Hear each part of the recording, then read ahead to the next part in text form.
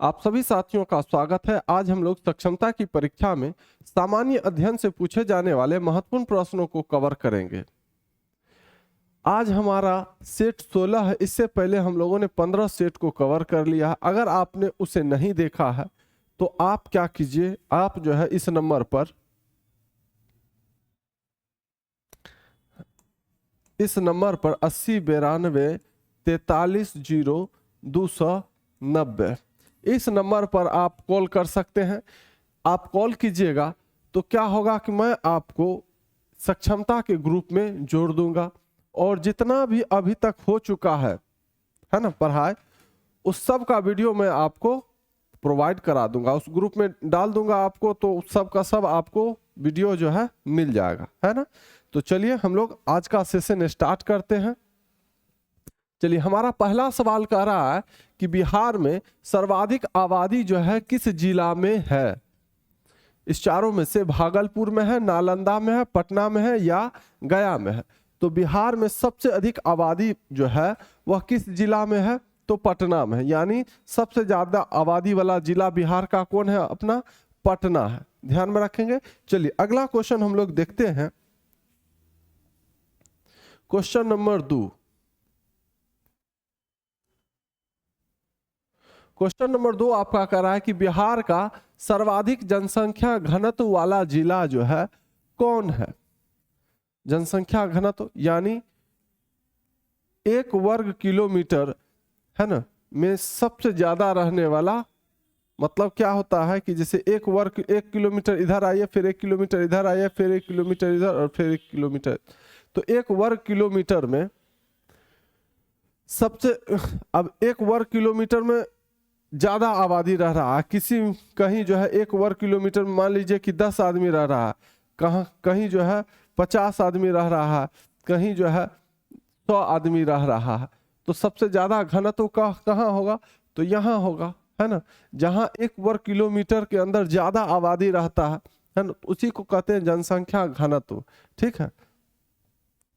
तो बिहार का सबसे अधिक जनसंख्या घनत्व वाला जिला जो है वह कौन है। औरंगाबाद है, पूर्णिया है, पटना है या वैशाली है। तो एकदम क्वेश्चन तो बिल्कुल फेमस है ना। सीधा सीधी जवाब क्या होगा आपका, पटना हो जाएगा। सबसे अधिक जनसंख्या घनत्व वाला जिला जो है बिहार का वह कौन है, पटना है। पटना का पॉपुलेशन बहुत ज्यादा है ना, बहुत ज्यादा लोग वहां रहते हैं। बिहार की राजधानी भी है। ठीक है। चलिए, 1 वर्ग किलोमीटर में बहुत सारे लोग रहते हैं। चलिए अगला क्वेश्चन हम लोग देख लेते हैं। 1100 के करीब लोग रहते हैं। चलिए क्वेश्चन नंबर 3 देखते हैं। 2011 की जनगणना के अनुसार बिहार के किस जिले का जनसंख्या घनत्व सबसे अधिक है।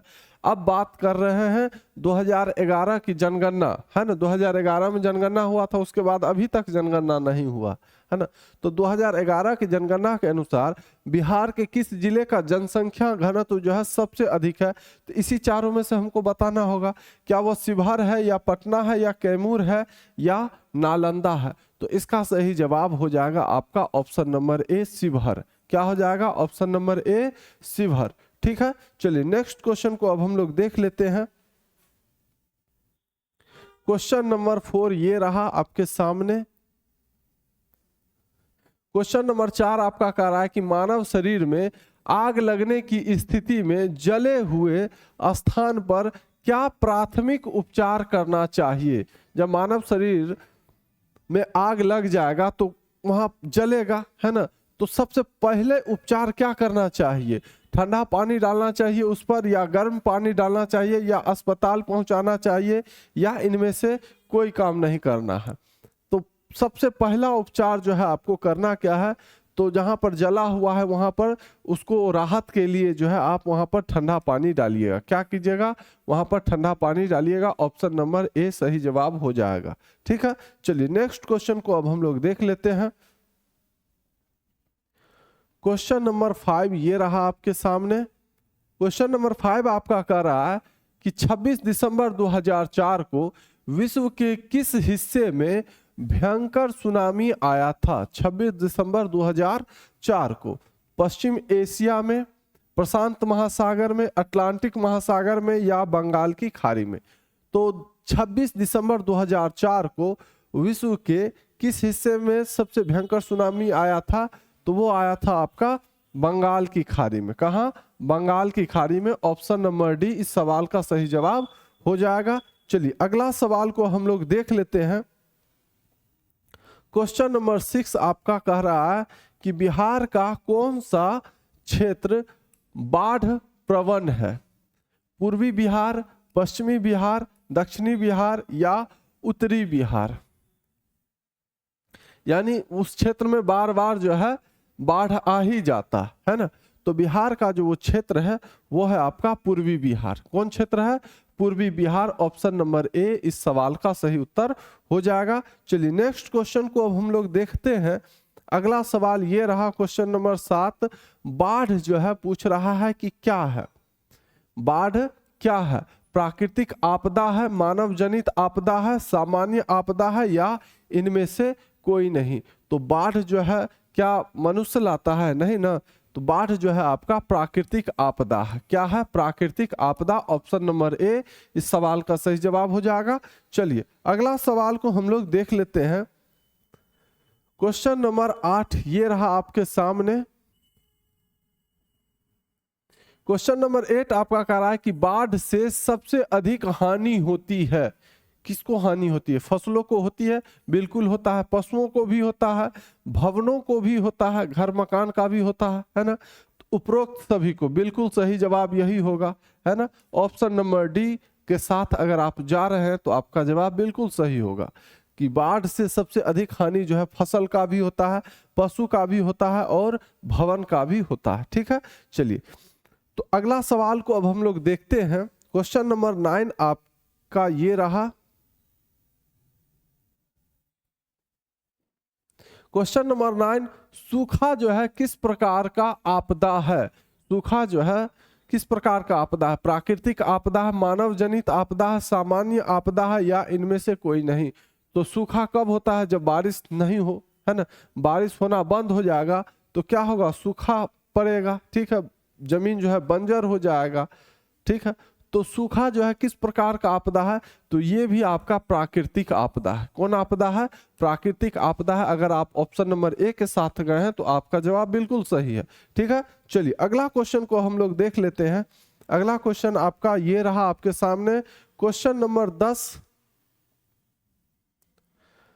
क्वेश्चन नंबर 10 का रहा है कि नदियों में बाढ़ आने का प्रमुख कारण क्या है? नदी में जो बाढ़ आ जाता है उसका प्रमुख कारण क्या है? जल की अधिकता यानी जल अधिक हो जाता है तब बाढ़ आ जाता है, या नदी की तली में अवसाद का जमाव, नदी के तली में जो है अवसाद जमा होता है तब बाढ़ आने का प्रमुख कारण है, या वर्षा की अधिकता, या इनमें से कोई नहीं? तो आप बिल्कुल आसानी से कह सकते हैं कि नदी में पानी अधिक हो सकता है फिर कम भी हो जाता है, लेकिन अगर वर्षा कंटिन्यू होते रहा तो बाढ़ आने का सबसे प्रमुख कारण है ना। तो वर्षा की अधिकता, वर्षा अगर अधिक होने लगेगा और बार बार होते रहेगा, बरसात के मौसम में बहुत वर्षा होता है और इतना बारिश हो जाएगा कि पूरे नदी जो है लबालब हो जाएगा, है ना। तो बाढ़ तो आना है। ठीक है, तो नदियों में बाढ़ आने का सबसे प्रमुख कारण है वर्षा की अधिकता। ठीक है, चलिए नेक्स्ट क्वेश्चन हम लोग देख लेते हैं। क्वेश्चन नंबर 11 आपका ये रहा। क्वेश्चन नंबर 11 आपका कह रहा है कि भारत में अत्यंत विनाशकारी भूकंप जो है आया था। कब आया था? 1934 में आया था, या 1948 में, या 1967 में, या 1990 में? तो विनाशकारी भूकंप यानी बहुत तहलका मचाया, है ना, बहुत कुछ विनाश कर दिया, बर्बाद कर दिया। तो भारत में अत्यंत विनाशकारी भूकंप कब आया था? तो वो आया था आपका 1934 में। ऑप्शन नंबर ए आपका बिल्कुल शानदार जवाब हो जाएगा। चलिए नेक्स्ट क्वेश्चन को अब हम लोग देख लेते हैं।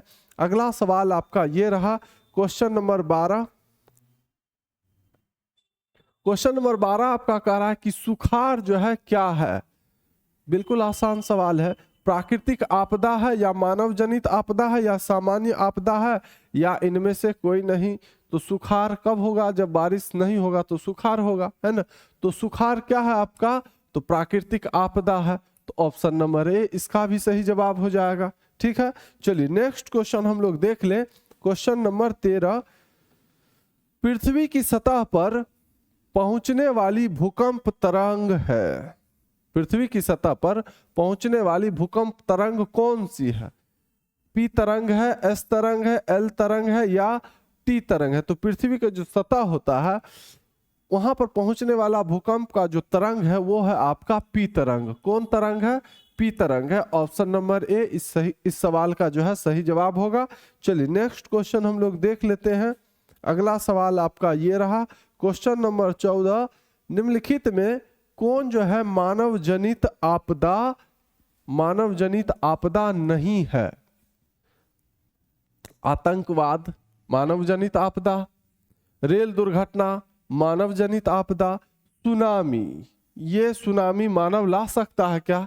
नहीं, तो ये आपका मानव जनित आपदा नहीं है। क्या कहा है? मानव जनित आपदा नहीं है, तो ये तो आपका प्राकृतिक आपदा है, तो यही तो आपका मानव जनित आपदा नहीं है। और सांप्रदायिक दंगा ये भी मानव ही करता है, तो ये भी नहीं होगा, है ना, ये भी मानव जनित आपदा है। रेल दुर्घटना भी मानव जनित आपदा है, आतंकवाद भी मानव जनित आपदा है, लेकिन आपका सुनामी प्राकृतिक आपदा है। तो इस सवाल का सही जवाब ऑप्शन नंबर सी के साथ अगर आप गए हैं तो आपका जवाब बिल्कुल सही होगा। चलिए नेक्स्ट क्वेश्चन और आज का आखिरी सवाल। आज का आखिरी सवाल ये रहा, क्वेश्चन नंबर 15। अगर इसी तरह का वीडियो अगर आप देखना वाकई में चाहते हैं, आप चाहते हैं कि हाँ आपको इस बार अच्छा मार्क्स आए, है ना, तो आप इस नंबर पर 80 92 43 0 290 पर जो है आप कॉल कर सकते हैं, है ना, आप कॉल कर सकते हैं। और जब आप कॉल कीजिएगा तो मैं आपको क्या करूँगा, एक व्हाट्सएप ग्रुप बनाया है मैंने, उसमें आपको जोड़ दूंगा और जो भी वीडियो मैं बनाऊंगा उसका लिंक उसमें डाल दूंगा, ताकि आपको ज़्यादा खोजने की जरूरत ही नहीं पड़ेगा, है ना, आप आसानी से उसको देख लीजिएगा। ठीक है, चलिए ये रहा आपका लास्ट सवाल। भूस्खलन जो है क्या है? प्राकृतिक आपदा है, मानवीय आपदा है, सामान्य आपदा है या इनमें से कोई नहीं? तो भूस्खलन क्या है? तो ये आपका प्राकृतिक आपदा है ना। तो ऑप्शन नंबर ए के साथ अगर आप गए हैं तो आपका जवाब ये भी सही होगा। ठीक है, अगर वीडियो अच्छा लगा हो तो वीडियो को लाइक जरूर कर दीजिएगा, और चैनल को अभी तक सब्सक्राइब नहीं किया है तो इस तरह का अगर आप वीडियो देखना चाहते हैं तो चैनल को सब्सक्राइब भी कर लीजिएगा। फिर हम लोग मिलते हैं अगली वीडियो में, तब तक के लिए धन्यवाद।